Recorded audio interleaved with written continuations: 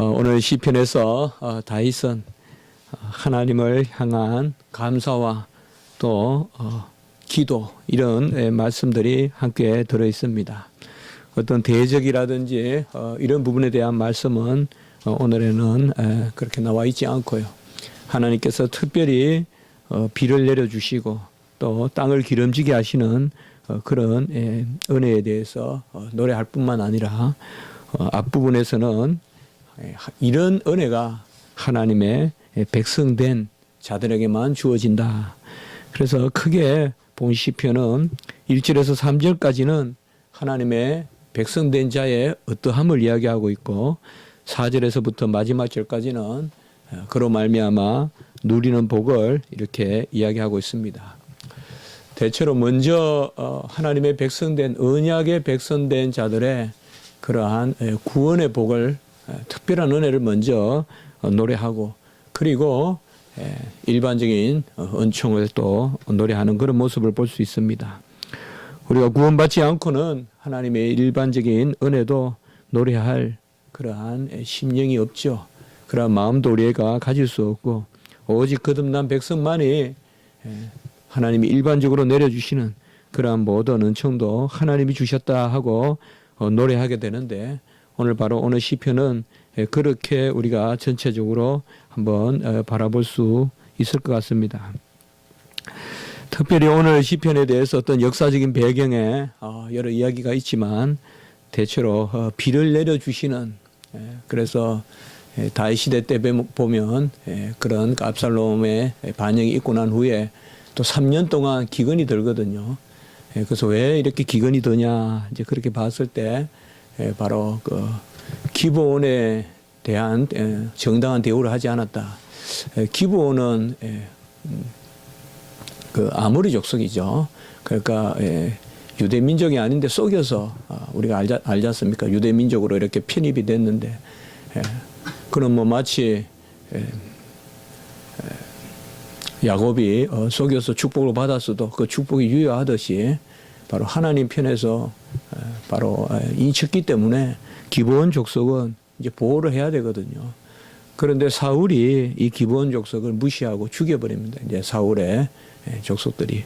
그러니까 바로 기브온의 그러한 땅이 그런 호소를 한다. 뭐 그런 성경의 내용들이 있지 않습니까? 그러니까 3년 동안 비가 내리지 않죠.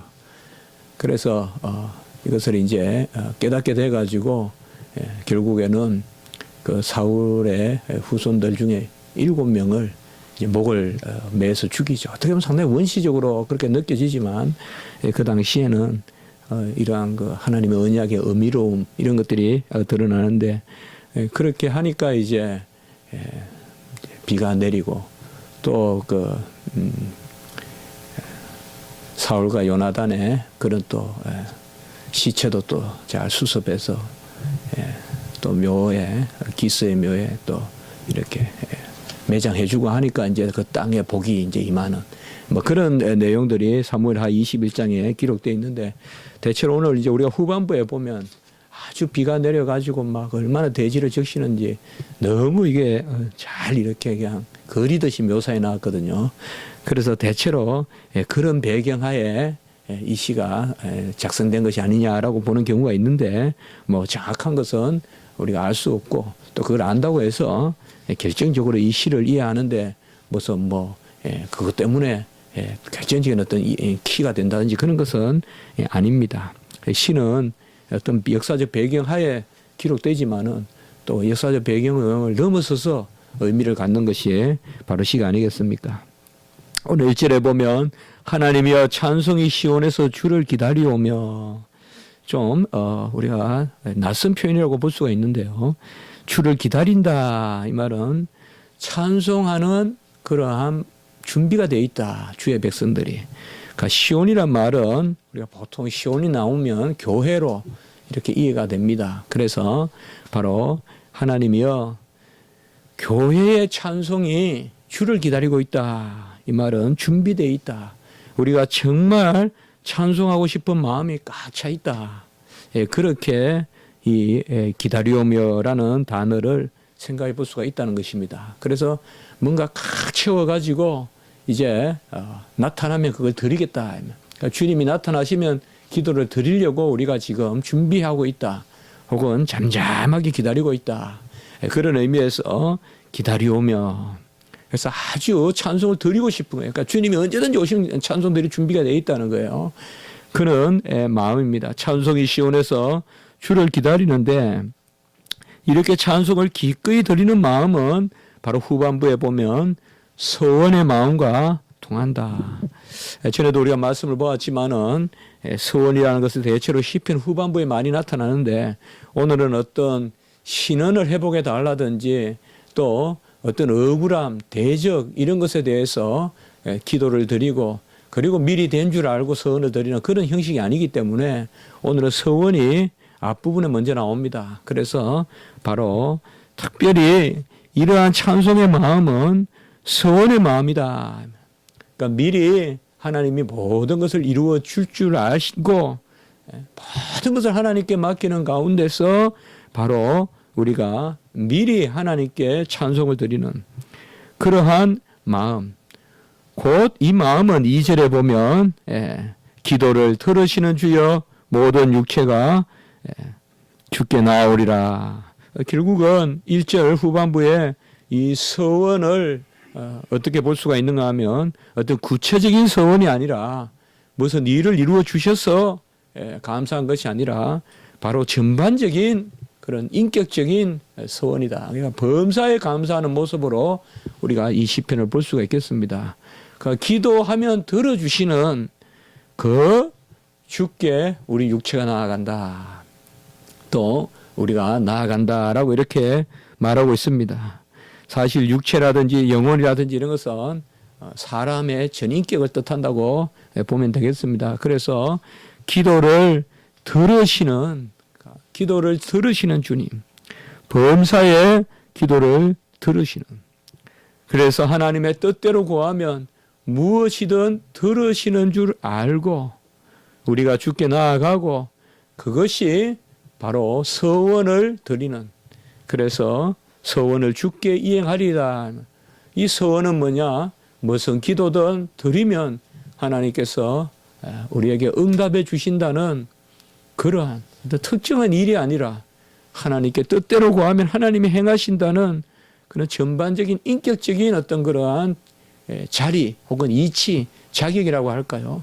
곧 자녀됨에 대한 감사, 자녀로서 마땅히 구하면 하나님께서 갚아주시겠다는 그 기도에 대한 확신, 그 서원, 이것으로 말미암아 찬송 드리겠다. 이것이 1절과 2절에 이렇게 나와 있는 우리의 마음이라고, 바로 시편 기자의 마음이라고 볼 수가 있겠습니다.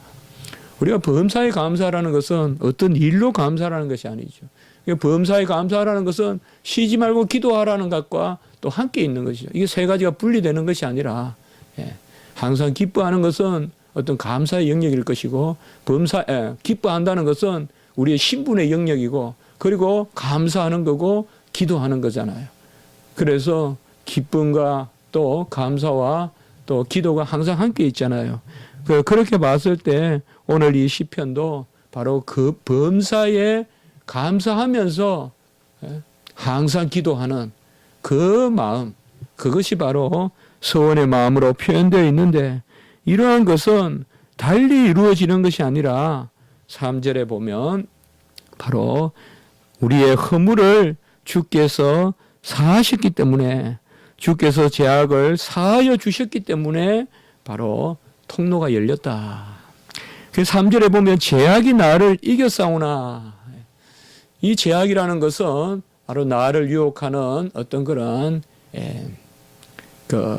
괴계, 또 어떤 그 세상적인 어떤 그러한 허물, 또 바로 보면 우리의 허물, 이런 부분이 있지만은 이것으로 말미암아 하나님과 나 사이가 멀어졌지만은 주께서 죄를 사하여서 그 허물, 그 담을 허물어 주셨다. 그래서 결국 이 3절이 있기 때문에 1절과 2절에 노래가 있는, 그래서 우리가 범사에 감사하면서 찬송하면서 서원을 갚으리이다 하고 기도하면서 나가는 것은 다른 것이 아니라 죄악이 나를 이겼사오나, 이 말은 죄로 말미암아 하나님과 나 사이에 담이 있었지만은 그러나 주께서 그 허물을 사하여 주셨나이다 라고 이렇게 말하고 있습니다. 결국에는 마땅히 제사함을 받고 성도된 자가 하나님과의 온전한 관계에 서 있음, 이것이 바로 범사에 감사할 또 서원을 우리가 드리고 갚아야 될 그 부분이다라고 시편에서 지금 말하고 있는 것입니다. 이사야 59장 1절에 보면 여호와의 손이 짧아 구원하지 못하심이 아니요 귀가 둔하여 듣지 못하심도 아니라 오직 너희 죄악이 너희와 너희 하나님 사이를 갈라놓았고 너희 죄가 그의 얼굴을 가리어서 너희에게서 듣지 않으시게 함이니라 라고 이렇게 말씀하고 있죠. 바로 이사야 59장 1절과 또 이어지는 2절의 말씀, 이런 말씀들을 통해서 우리가 생각할 수 있는 것은 바로 새로운 시대에 하나님이 우리에게 주시는, 만국에 주시는, 모든 성과 모든 이방에 주시는 그러한 새 빛은 뭐냐, 새로운 빛의 자녀들은 뭐냐, 바로 이러한 어두컴컴한 그 커튼이, 장막이 걷히고 하나님 앞에 나아가는 것이죠. 여호와의 손이 짧아 구원 못하시는 것도 아니요 귀가 둔하여 듣지 못하는 것이 아니요 죄악이 그것을 갈라놓았는데 그 죄를 이제 하나님께서 사하여 주시기만 하면, 죄 때문에 하나님이 얼굴을 가리고 듣지 아니하시는데 그 죄만 사하여 주신다면, 그 죄만 우리가 없이 한다면 하나님께서 얼굴을 우리에게 비추어 주신다. 우리는 항상 성경을 통하여서 무슨 일을 적극적으로 한다기보다 하나님이 하시도록 우리를 준비하는, 그것이 성도의 몫이 아닌가. 그래서 이스라엘 백성이 할례를 행하고 요단을 건너고 또 여리고를 나아갈 때 할례를 행한다는 것은 어떻게 보면 이것은 전쟁을 하는데 정반대로 나아가는 거 아니죠. 싸우는 사람이 살을 찌어도 문제일 텐데 살을 베고 나간다는 것은 전쟁을 아예 지겠다고 마음먹고 가는데, 그게 바로 우리가 할 일이다. 우리가 할 일은 뭔가 적극적으로 한다기보다 하나님이 하시게끔 준비하는 건데, 간혹은 하나님이 하시게끔 할례를 행하고 하나님이 하시게끔 큰 전쟁을 앞두고 뭐 기름진 것을 먹어도 모자랄 텐데 무교의 빵을 먹고, 이건 힘을 못 쓰거든요. 그냥 생존하는 거지. 그렇게 힘이 없이 무슨 전쟁을 하겠냔 말이에요. 그러나 하나님은 항상 그것을 우리에게 요구하신다.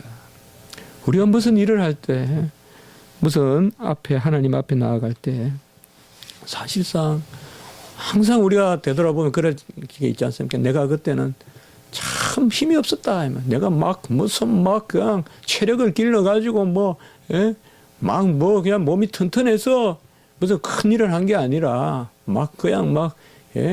건강이 남아 돌고 해서 뭘 한 것이 아니라 하나님 앞에 오히려 하나님이 하시게끔 의도적인 어떤 자기 학대, 자해 그런 수준이 아니라 하나님이 원하시는 일을 우리가 하게끔 준비하는 것이, 그래서 바로 죄를 없애고 우리를 정결케 하고, 여기 이제 칼빈이 말하는 우리 끌어올리는 수르슨 꼬르다, 우리를 끌어올린다는 말은 내 자질을 끌어올리는 그런 것이 아니라 오히려 우리를 비우는 것이고 우리를 낮추는 것이고, 이게 우리를 끌어올리는 것이랍니다.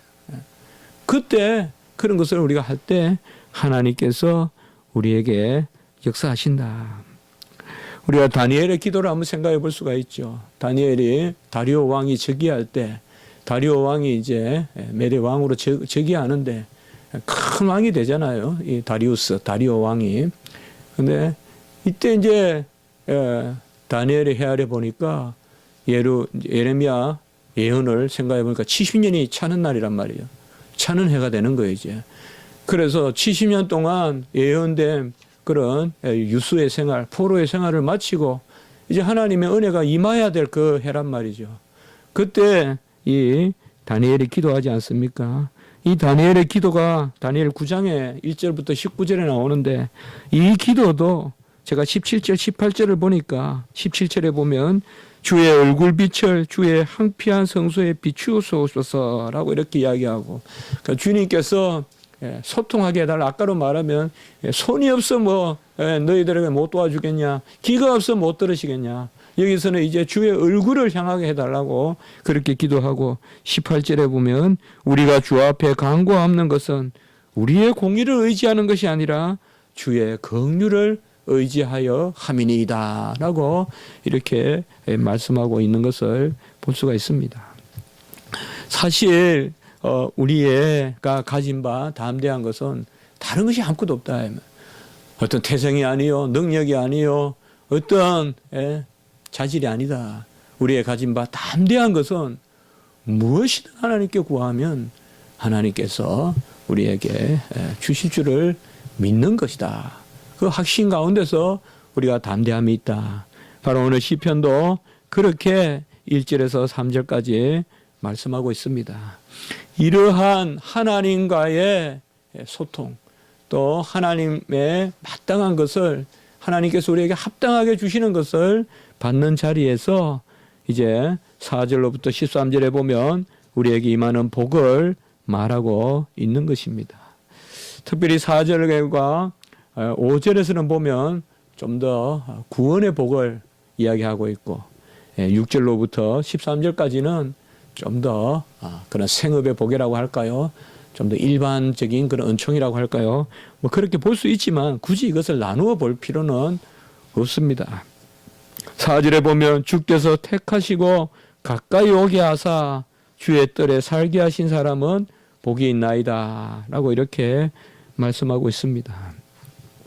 주께서 택하시고 가까이 오게 하사 주의 뜰에 살게 하신 사람은, 이것은 아마 유대인들만을 이야기한다기보다 이제는 이런 부분이 이제 시편의 어떤 예언적인 측면이 있는데요. 어떤 메시아적 그런 시편적 의미가 있는데, 특별히 주의 집, 주의 성전의 아름다움으로 만족하리이다 이렇게 말하고 있습니다.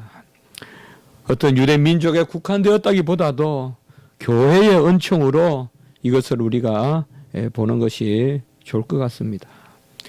바로 구원의 하나님, 5절에 보면 우리 구원의 하나님이 이렇게 말씀하고 있는데, 구원의 하나님은 우리의 의를 헤아리시는 것이 아니라 바로 의가 엄중할수록 하나님께서는 더욱 큰 긍휼을 베풀어 주신다. 5절 후반부에 보시면 의를 따라 엄히하신 일로 우리에게 응답하시리다 이렇게 이제 말씀하고 있습니다. 이 4절과 5절은 우리 이사야서 같은, 금방 우리 이사야 또 59장도 인용을 했지만은, 이사야 우리가 대체로 40장 이후에 나오지만 60장이나 이런 데서 보면 이방에 이제 하나님의 복음이 전해지는 그런 말씀과 우리가 같이 한번 생각해 볼 수가 있겠습니다. 그래서 주의 뜰에 살게 하신다. 물론 이방인의 뜰도 있고, 바로 또 유대인이 또 갈 수 있고, 또 성소와 지성소 이렇게 우리가 나누어져 있지만은, 이제는 그게 무색하게 되었고, 바로 오직 5절에 구원의 하나님의 엄히하신 일로 응답하신다는 것인데, 이 엄히하신 일이라는 것은 하나님께서 의를 다 이루시되 우리에게는 은혜를 베풀어 이루시는 것. 그래서 하나님의 긍휼이 클수록 하나님의 의미로움도 크다고 보입니다. 하나님이 큰 긍휼을 베풀수록 또 하나님의 의도 의미롭습니다. 그 가장 큰 긍휼이 바로 십자가의 긍휼이라면, 그 가장 큰 의미로움이 바로 아들을 주신 것이죠. 가장 큰 긍휼을 이루시려고 가장 큰 의미로움을 보이셨는데, 가장 큰 의미로움은 아들을 주시는 거예요. 아들을 주시는 거죠.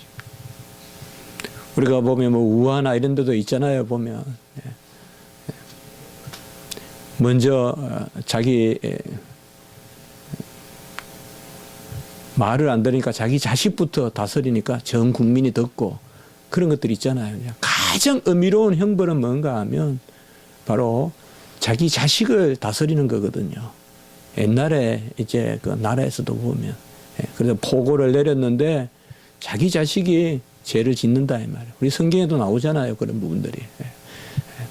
자기 자식이 죄를 지었을 때 자기 자식을 다스리는 건데 바로 하나님의 가장 큰 의미로움은 십자가에서 나타나는데 그것은 가장 큰 긍휼로 나타난다. 그게 바로 아들을 주신 것입니다. 그래서 1절과 3절에 그러한 하나님과 소통할 수 있는 자리에 이제 담이 허물어지고 하나님 앞에 기도하고 서은하고 범사에 감사하고 나갈 수 있는 그 사람들은 4절과 5절에 보면 바로 구원의 하나님이 땅의 모든 것과 먼 바다에 있는 자가, 이 말은 이방을 향하여서도 하나님의 이미 은혜가 선포되고 있다. 오늘 후반부에도 우리가 그런 말씀을 좀 볼 수가 있는데, 그래서 오늘 이 시편에서는 우리가 어떤 구약의 상황에 묶어둘 것이 아니라 시편이 가지고 있는 어떤 메시아적 전망, 이방의 빛으로서의 우리 주님, 중보자 예수 그리스도, 그런 의미에서 주의 집, 주의 성전 4절에 그리고 5절에 구원의 하나님, 이런 말씀들은 다 교회의 지금, 그러니까 신약과 구약의 교회를 통틀어서 우리가 봐야 될 것이다 라고 볼 수가 있겠습니다. 그리고 이제 6절부터 13절까지는 바로 하나님께서 이러한 은혜 가운데서 특별히 만물을 붙드시는 그 은혜를 드러내고 있습니다. 6절에 보면 주의 힘으로 산을 세우시고 그리고 권능으로 띠를 띠시며 라고 이렇게 말씀하고 있습니다. 그러니까 띠를 띈다는 말이 뭔지 우리는 상당히 띠를 띈다는 게 여러 가지로 쓰이는데요. 그러니까 이 부분에서는 우리가 그냥 쉽게 생각하시면 될 것 같습니다. 어떤 경계를 정하시고 또 다스리시고 위어하시고 이렇게 붙드시고 한마디로 보존하시는, 그래서 주의 힘으로 산을 세우시고 하나님이 붙들지 않으면 그냥 내려앉죠. 산도 무너지고 꺼지고 산사태도 나고 도무지 움직이지 않을 것 같은 산도 그저 그냥 내려앉잖아요. 천둥 소리를 내면서 산사태가 나고, 저는 어릴 때 이런 사태 같은 거 많이 봤어요. 시골에서. 근데 산사태 같은 거 정말 뭐 참 예측하기도 어렵거든요. 인재하지만은 누가 그걸 다 예상하고 막을 수 있겠어요. 정말 어느 정도는 할 수 있을지 몰라도 어떻게 그 지형의 그 집안의 국기를 다 헤아릴 수 있겠고, 또 천년 만년 조선시대에 있던 땅이 그대로 있던 땅이 어느 날 무너지는데 그걸 어떻게 헤아려서 준비하겠어요. 물론 너무 막 남벌을 하고 나무를 다 잘라내고 난공사를 하고 이러면 그렇겠지만은 결국은 이런 것도 물론 우리 항상 두 가지로 봐야 돼. 어떤 과학적 측면에서도 우리가 봐야 되지만은 바로 하나님께서 산을 권능의 띠로 띠시기 때문에 산이 저렇게 유지되고 있는 거지. 아니면 하나님이 놓으시면 그냥 산도 허물어지고 우리가 뭐 퍼즐 하나도 세우기가 어려운데 저 높은 봉우리를 어찌 만고 천년 저렇게 안 무너뜨리고 세워놓겠어요. 하나님이 그러니까 주의 힘으로 산을 세우시고 권능으로 띠를 띠시고, 7절에 보면 바다의 설렘과 물결의 흔들림과 만민의 소요까지 진정하시나이다.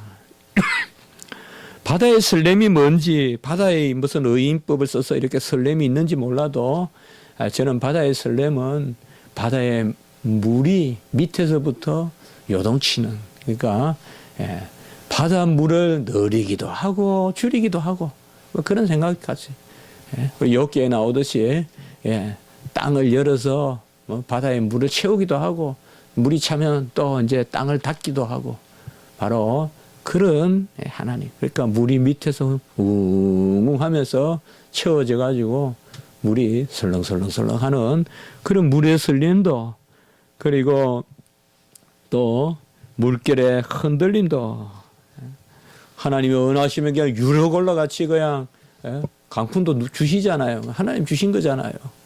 풍랑도 주시지만은 또 하나님이 원하시면 잠잠하게도 하시잖아요. 하나님이 물결의 흉흉함도 지키시고 만민의 소요까지 진정하시나이다. 정말 사람들이 많이 들리는 떠드는 소리는 얼마나 힘듭니까? 우리가 참 견디기 어렵잖아요. 오늘날은 막 인터넷으로 막 그렇게 하는데, 특별히 우리가 그 히스기야 때, 뭐 제가 이렇게 생각해 보니까 히스기야 때 가장 이게 또 성경에 잘 나오잖아요. 사내립이 쳐들어오면서 랍사게를 보냈습니까 해서 막 그냥 온갖 협박을 다 하잖아요. 처음에 와가지고 금하고 다 떼가 놓고는 또 다시 이제 쳐들어 내려와가지고는 온갖 협박을 다 하는데, 그때 이제 히스기야가 기도하지 않습니까? 기도하잖아요. 그 사내립이 뭐라 그랬어요? 너희들 히스기야 말 듣지 마라. 히스기야 말 안 들으면 내가 너희를 좋은 데 데리고 가서 살 테니까 걱정하지 마라. 그러니까 이 땅을 떠나라는 거 아니에요, 이제. 그렇게 막 사내립이 이야기하거든요. 그럼 얼마나 그렇겠어요. 뭐 우리가 왕이 안 되어 보지만은, 우리가 조금 지도자가 돼 보면 이런 게 쉬운 게 아니거든요. 이방의 적이 와가지고 이제 막 밑에를 막 그냥 주민들을 들쑤셔가지고, 너희들 지금 저 히스기야 말 들으면 다 죽을 줄 알아라. 히스기야 말 듣지 마라. 여호와가 어디 있냐? 여호와가 언제 아수를 한 분이라도 이긴 적이 있었더냐 하면서 막 그냥 소동을 치잖아요. 이때 참 견디기 어렵습니다. 견디기 어렵습니다. 우리가 구체적인 일을 당해보면 사실 이 일은 당해봐야 알아요. 이런 일을 얼마나 오래 뚝심으로 버티느냐 이건 아무도 몰라요. 평소에 뭐 지조가 있니 신앙이 좋니 해도 이런 어려움 당해봐야 알아요, 여러분들. 흔들 때 잘 견디는 사람이 있어요, 또. 아주 그냥 굳건하고 지조가 있는데 몇 번 흔들면 그냥 뚝 떨어지는 사람이 있고요. 그냥 많이 있어요. 그런 것도 우리가 평소에 예비해야 돼요. 준비해야 돼요. 기도해야 돼요. 네. 아주 급할 때는 이 견디는 힘이 있어야 돼요. 네. 평소에는 지혜나 이런 것이 필요하지만, 지혜도 필요하지만, 특별히 이러한 견디는 힘이 있어야 되는데, 그렇다고 해도 그것조차도 하나님이 주시는 거다. 하나님이 바로 이사야를 통하여서 사내립에게 하나님이 말씀을 주시잖아요. 내 코를 깨고 내 귀를 엮어가지고 그렇게 해서 코를 깨고 제갈을 먹여서 코를 깨고 제갈을 먹여서 왔던 길로 끌고 가겠다고 이사야를 통해서 이사야 선지자를 통하여서 하나님 말씀을 주시잖아요. 막 떠들었잖아요. 막 그냥 뭐 하나님이 어디 있냐 하면서 막 떠드니까 코를 깨고 입에 제갈을 물가 말 못하게 만들겠다 이거지. 그래가지고 속 끌고 가듯이 다시 네 자리로 끌고 가겠다. 그렇게 하고 여기에 또 여호와의 사자가 나타나잖아요. 여호와의 사자를 보내가지고 18만 5천 명을 그냥 한꺼번에 다 죽여버리잖아요. 그리고 사내립은 도망갔다가 결국은 또 사내립 또 피살되고 말죠. 이렇듯이 하나님께서 만민의 소요까지도 진정하시고, 오늘 그냥 이 부분의 말씀을 의미보다도 너무 이렇게 특별히 이제 아랫부분에 조금만 보시면요. 8절에도 보면 주의 징조를 두려워하나이다. 여기 땅 끝에 사는 사람도 있는데 이 땅 끝에 사는 자가 누군지는 모르겠지만은 그 당시에 땅 끝이 뭘 의미하는지 몰라도 어쨌든 유대인 경계를 넘어서는 이방인들이라고도 볼 수 있지 않겠어요? 그러니까 그래서 이런 측면에서 이 시가 벌써 폭이 넓다 이 말이죠. 그래서 땅 끝에 사는 자가 주의 징조다. 주의 징조다. 우리가 징조다 그러면 두 가지로 생각하면 된다고 저는 봐요. 징조다 그러면 보통 기사와 이적 이런 것을 우리가 징조라고 하는데 그것에다가 하나님의 현존이 있어야 돼요. 그래서 징조를 보인다는 것은 뭔가 하면 기적에다가 하나님이 살아계심을 보여주는 것. 그게 징조예요. 기적적인 일이 일어나서 하나님이 살아계시다는 것을 보여주시는 거예요. 그게 이제 바로 징조다.